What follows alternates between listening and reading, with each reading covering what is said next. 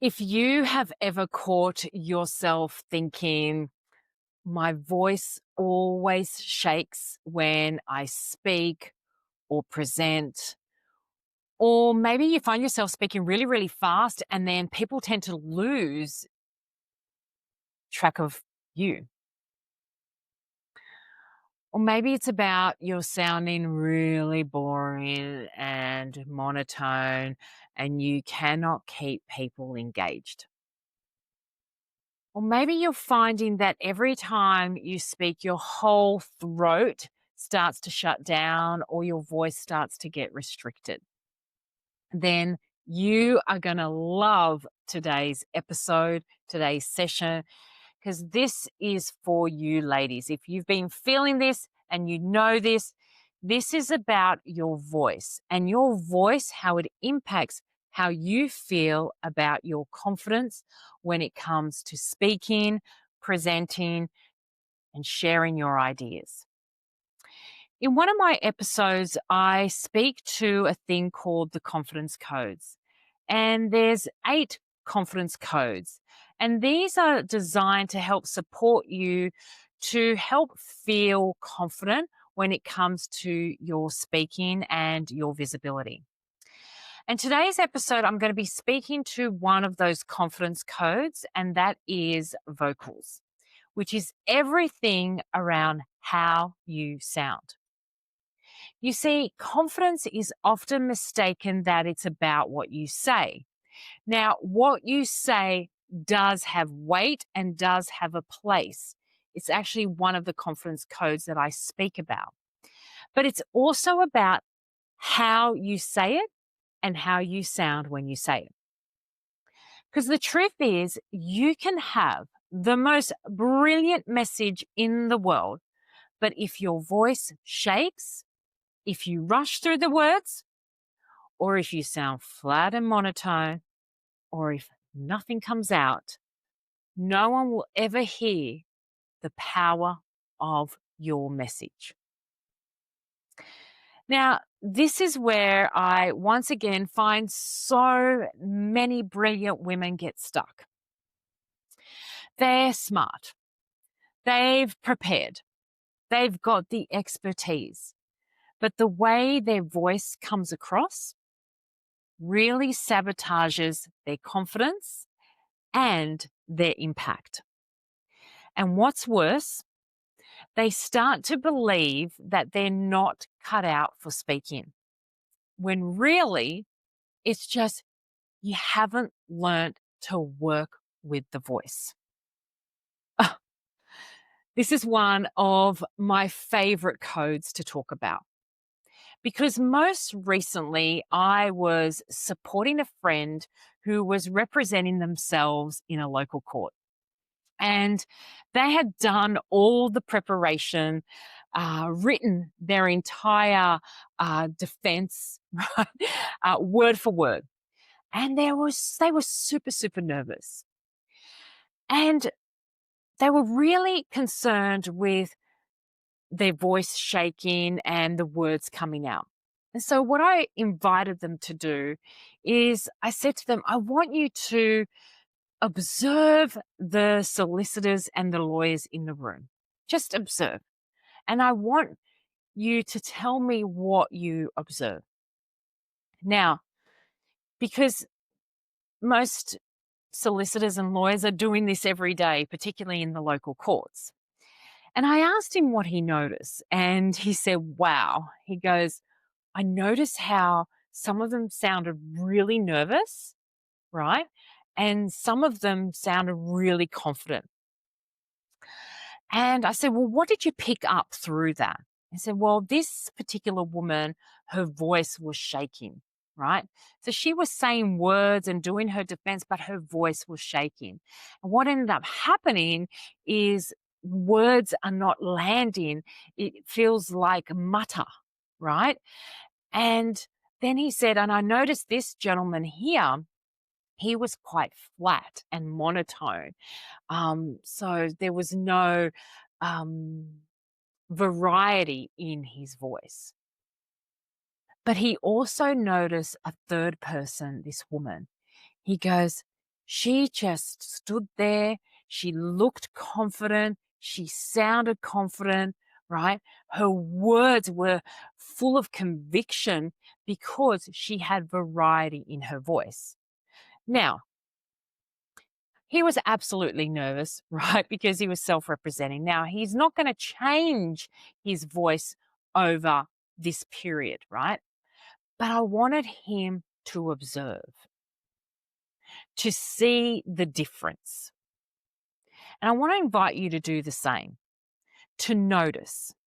Because if you're feeling it for yourself, if you're noticing yourself, I can guarantee you people who are listening and hearing your message are noticing it as well. And there's one of two things you can do. You can completely avoid it and do nothing about it and spiral into, I'm not a good speaker, I'm never going to be a good speaker, or you can do something about it. Now, I will never forget one of my first speaking moments.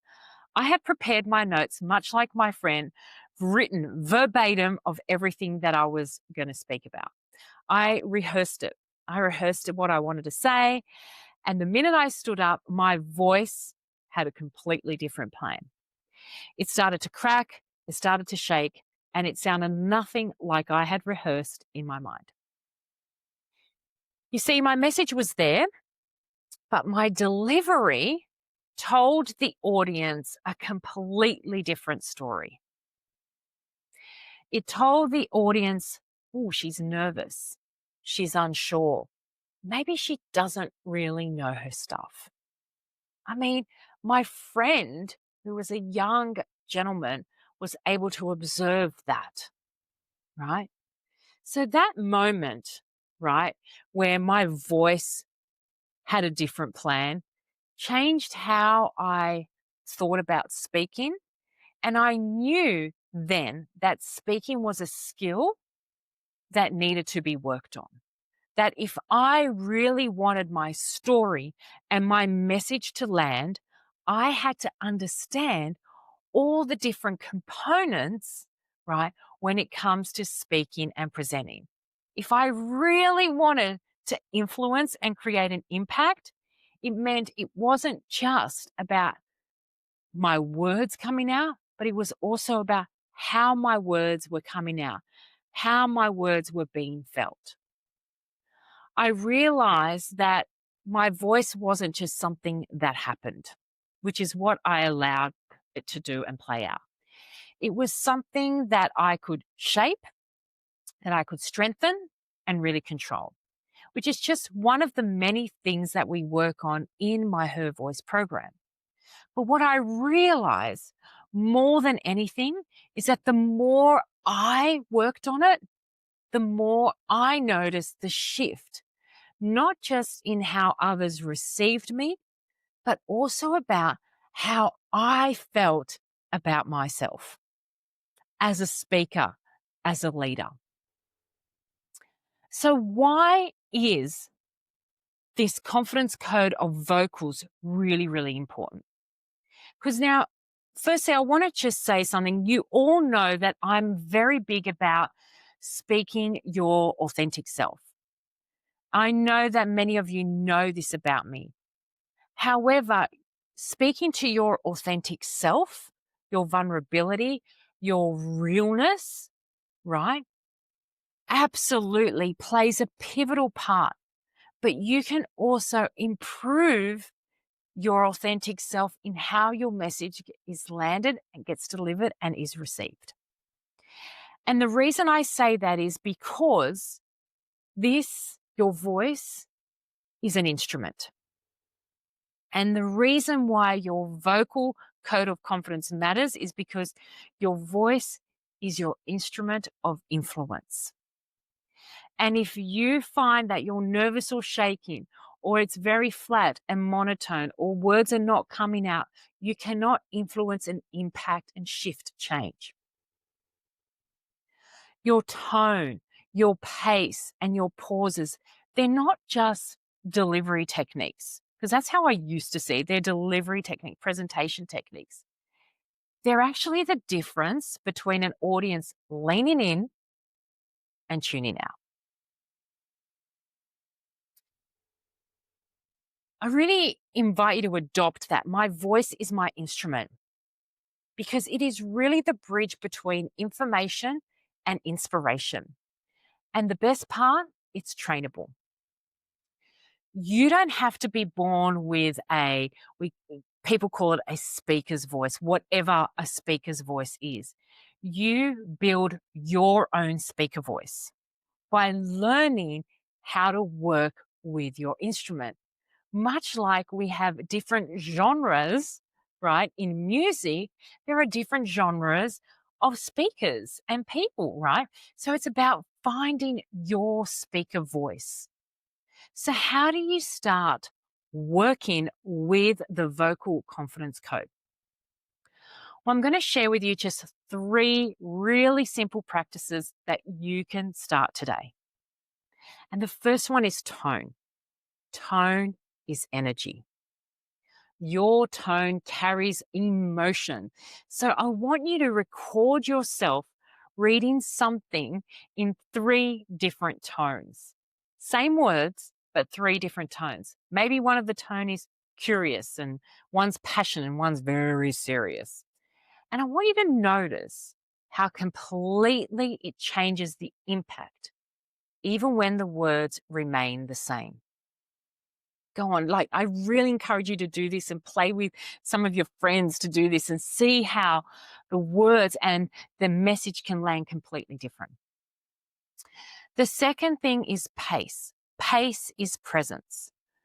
One of the many things that I work a lot with women, one of the first things when it comes to the vocal confidence codes is the pace, to slow it down. Because rushing is a sign of your nervous system being in fear. And when you pause, you signal authority and you give your audience space to really absorb the message. Here's the thing, we all receive messages very differently. Some of us receive it at a fast pace really, really well. But the majority of the population, you need to slow it down because things need to land in our brain cells for us to absorb it. And then the third one is pauses have so much power. Now, I know silence can feel really uncomfortable, but it is one of the most powerful tools that you have. And a pause really draws attention. It lets your message land and it gives you a moment to breathe and reset. There is so much power in the pause. So, the vocal confidence code, it is all about taking back control of how your voice is experienced with your audience, with the listener of your message.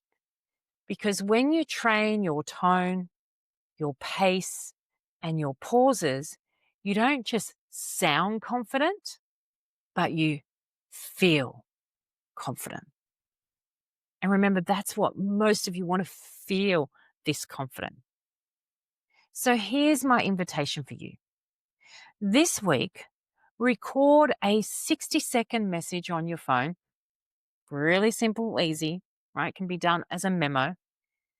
And I want you to play it back, not to criticize, but to be curious with compassion and notice, where could your tone be warmer? Where could your pace slow down? And where could a pause really create an impact? Because the truth is, your voice is your instrument, and it's your instrument of influence and impact. And it's time the world hears your message and hears your voice. So play with your instrument, have fun and practice. I hope you enjoyed this episode where we unlocked one of those confidence codes, the vocal codes of confidence. And I'm curious to hear what you took out of this episode. Simply hit reply, whether you got it on an email, on YouTube, or on any of the podcast channels. And I'll see you next week. Mwah.